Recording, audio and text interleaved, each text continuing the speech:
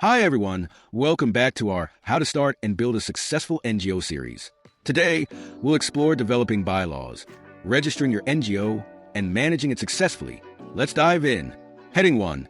Developing the bylaws. A bylaw is a rule established by an organization to regulate its activities and manage internal affairs. A well-defined and clear set of bylaws provides a structure for NGOs and facilitates smooth functioning. Along with providing consistency in operations, bylaws help in developing networks with local organizations and government entities. It's important for your organization to have a set of bylaws, as they will guide you in operating and managing your activities. Just like articles of incorporation, different countries have their own provisions for bylaws, and an NGO should refer to them before drafting. Here are some essential components you should include in your bylaws. 1. Introduction. A brief summary of the bylaws. 2. Name, logo, address. Mention the organization's name, acronym, and logo if available. Provide details of the location and office address. 3. NGO purpose, mission, vision. Include the mission and vision of your NGO. Mention the activities that your organization will undertake to achieve its objectives. 4. Membership information. If your NGO will have a membership process, provide details about the membership criteria, fees, and roles and responsibilities of members. 5. Governance structure. Describe the roles and responsibilities of the board, the frequency of board meetings, the composition, and the election process for board members. 6. Staff management. Detail the roles and duties of staff members and procedures for hiring board members. 7. Auditing. State the process for conducting audits of finances, projects, and resources. 8. Legal issues. Provide details about the legal framework under which your NGO operates and the resolution of legal matters. 9. Amendment of bylaws. Outline the process for making modifications and amendments to the bylaws. When drafting your bylaws, it's a good practice to refer to the bylaws of similar organizations, consult with board members, and review them regularly. Once the bylaws are written, they should be approved by the board members, and a copy should be readily available. Using the bylaws in everyday operations will lead to smooth functioning and help avoid confusion. Heading 2. Registering your organization. Once you have written your bylaws and articles of incorporation, the next step is to register your NGO according to the norms of the country you're operating in. Each country has its own guidelines for legal registration, so be sure to consult the local rules. Registering your NGO typically requires the submission of several documents, including bylaws, articles of incorporation, list of board members, mission and vision statement. Though registering your organization may be a time-consuming process, it comes with several advantages. Enhances your organization's credibility, simplifies the process of hiring staff, allows you to seek financial assistance from government agencies and international donors, helps you claim tax benefits. Heading 3. Successful management of your NGO. Congratulations! You've successfully registered your NGO. While you may be feeling exhausted from the registration process, this is just the beginning of your journey. Managing an NGO successfully requires ongoing effort and attention. Think of registering your NGO like buying a piece of farmland.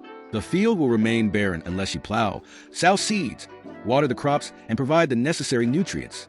Similarly, your NGO will need a lot of work before it can create a positive impact. Let's take a look at some key steps to successfully manage your NGO. Heading 4.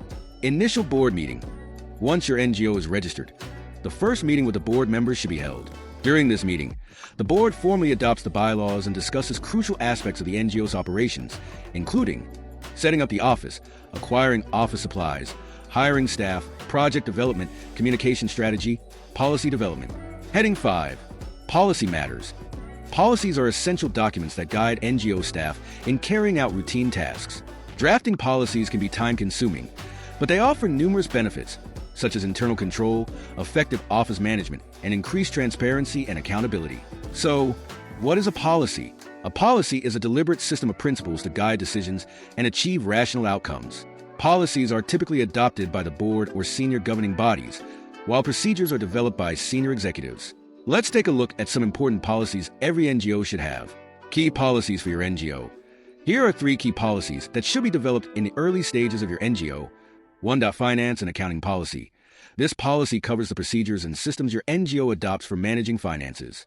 A sound financial policy will help you track expenditure and plan your fundraising strategy. Key components include accounting systems, cash handling, banking transactions, salaries and advances, payments, financial reporting procedures. 2. Human resource policy. This policy outlines the processes and standards for managing your employees, including hiring, salary expectations, and leave policies. Key components include recruitment process, payment policies, staff development, leave policy, employee welfare. 3. Communication policy. This policy describes how your NGO will communicate internally and externally. It covers communication tools, target audience, and the use of visual identity elements like logos and letterheads. Key components include communication tools, telephone, emails, social media guidelines, media relations. Heading 6. SWOT analysis. A SWOT analysis is a powerful tool that can help you assess the current health of your NGO and manage it effectively. SWOT stands for strengths, weaknesses, opportunities, and threats, and it allows you to analyze both internal and external factors that may impact your organization. Regular SWOT analyses help you identify areas of improvement and strategize for future growth. Strengths. What advantages does your NGO have over others? Weaknesses. What internal issues are holding your organization back? Opportunities. What external opportunities can you leverage for growth? Threats. What external factors pose risks to your NGO? Conducting a SWOT analysis regularly, rather than only during times of crisis, will help your organization stay prepared and agile. Thanks for watching, and see you in the next video. In our next episode, we'll cover project planning and development. Stay tuned.